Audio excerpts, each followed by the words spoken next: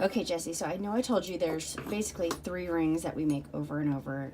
This is going to be the intro into the skill sets that you'll need to make one of those rings. So a matching wedding band. That's an overwhelming majority of what we do, especially this time of year because it's wedding season, so people have an engagement ring. They need a band that matches.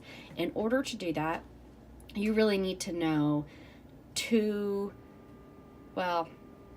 we'll start with the 2 most basic skills here and how you're going to use them in order to do that. So remember, we talked about sweep 1 in the last one. Basically, you have your ring rail, then you have a profile that you put on there. So today we're going to talk about gem spacing, gem layout, and height of rings. I know that sounds like something we did in the last one with the profile, but it is going to be ever so slightly different. So if we go back up here to the main menu and we go to tools and we go to ring rail, which, let's see, can you type in ring rail? I bet you. GV ring rail. Okay, perfect. So, I told you I was going to show you 2 ways to do everything. If you can't find the button, it's a major button, and you put GV and then the button name, so in this case, GV ring rail. You can see up here it says USA size 7, put in, whatever size 6, enter, and then enter. I think that should change it. We'll find out. Anyway, that's in case you can't find the button, although I think ring rail is pretty easy to find. So we have this ring here. Someone is going to come to you typically and say, they saw this ring in the case, but you need to add 2 stones.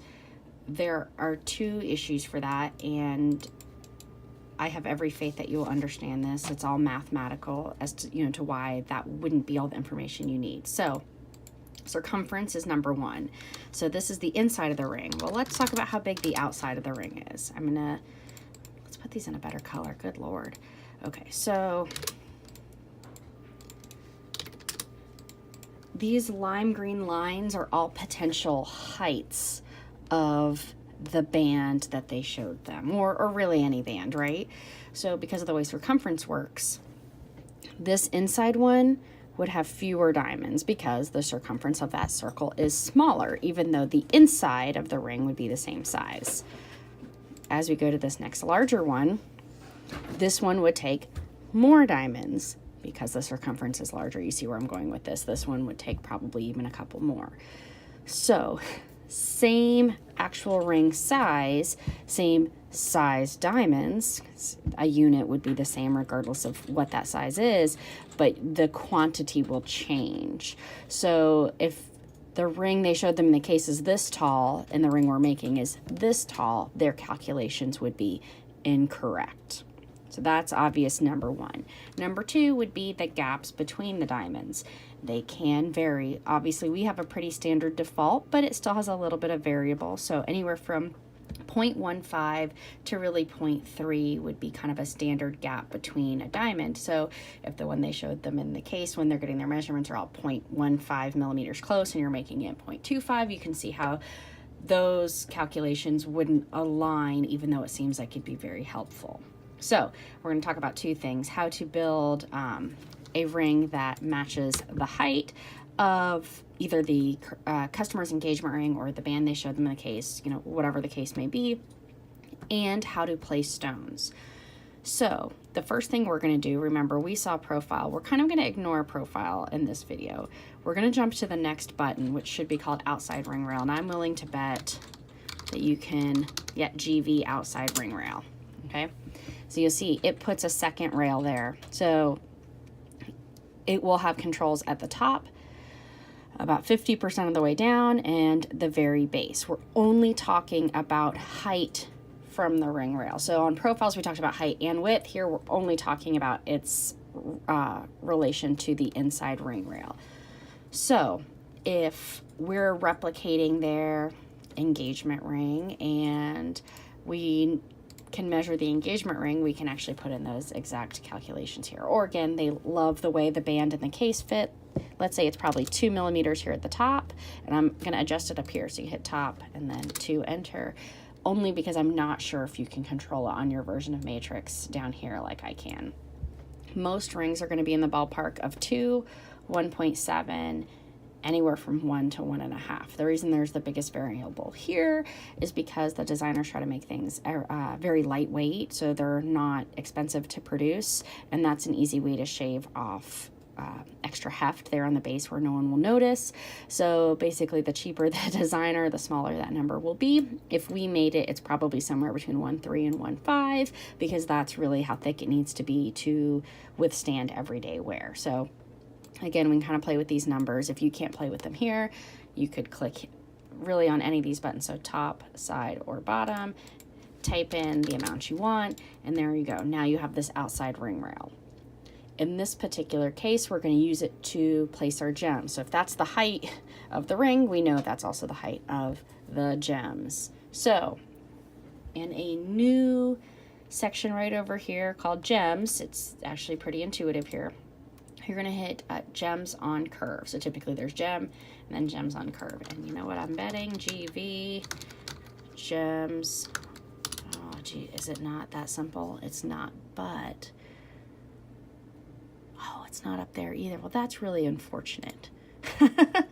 So I'm pretty sure the button looks very similar to this. It looks kind of like a backwards S with a bunch of gems. If it doesn't pop up next to your mouse when you look up here at main menu, I know you probably can't read it on this video, but there will be wording up here that kind of changes as you scroll over each button. You'll want the one that's gem on curve. Again, yours is going to look more like what you saw in the profile adder, but the premise is the same. We're going to click this now outer ring rail. So instead of the inside, we're going to click the outside one. I'm going to put it in the box, and you can see it automatically put in some gems. Its default is not what you'll normally use, but that's all right because we have these handy dandy buttons down here. Again, yours will probably be multiple sliding scales. If for some reason you can't see all of them on the laptop, because I think that's kind of an issue, you can come up and close these other tabs, because I'm pretty sure it goes pretty far down because of the way they built this interface. It'll be a non-issue on the most current version of Matrix, or if you use TeamViewer to get on Matrix on Katie's computer. So you'll see it has a couple controls. So it'll have start and end position. So basically how far down that rail you want it to go. It'll have the spacing between the stones. So you can see it's already set a default of 0.2, which is pretty much what we want most of the time. The offset, so basically here we're controlling how close it is to that line above or below. Really, you should have it at the line, because otherwise, why did you put the line there? That wouldn't make sense. And then the actual gem size. So, and sometimes you'll see start size, and it's because it allows you to taper them. If you look up here, and again, oops, yours may be in a slightly different spot, it gives you the option to taper them. There's also this thing that says gem tops. That means you want the top of the gems on the line. If you don't click that, it assumes you want the girdle, the widest point of the gem on the line. It doesn't really matter which one you use as long as you know where you want them, if that makes sense. So build your line based on where you want either the top or the girdle to be, and then proceed how you prefer. There is a mirror button, and basically what that means is when I move start position, it also moves end position, because most rings are symmetrical. It would be a very weird thing if they weren't, so you can kind of see how it keeps adding as you go. So here I can change the gem size, and you'll see there's a little bit of leeway. So let's actually go back to the 2 millimeters because they're a little bit larger. So again, let's go back to the original scenario. Katie comes to you and says, the ring in the case has 11 2 millimeters, and it was 1 stone short. We need 12 2 millimeters. Okay, so let's go up here to 11 2 millimeters, okay? So that ring has 11 2 millimeters with a pretty standard gap. And that ring has 11 2 millimeters with a pretty standard gap. But that's a pretty big sway there. So it is really hard to line up a ring. The next video is going to show you how you can trace it. I don't know why this isn't something that everyone uses. I don't know why it's so hard for the rest of the world to figure out how to make a matching band, but we will get into that. But now you at least know how to put gems out there. Let's be really crazy. I know I was kind of zoomed in on that one view there for a lot of that. Let's even taper them. Let's get wild. So let's say they go from small to large. If you have it on mirror, it'll keep the center point, the end size, again, because a ring so that's symmetrical would make more sense, versus if it doesn't mirror, see how it goes from start to end to those sizes. So this would obviously be more realistic, like something that we would build for the average customer. But again, you can play with those buttons, increase your skill set.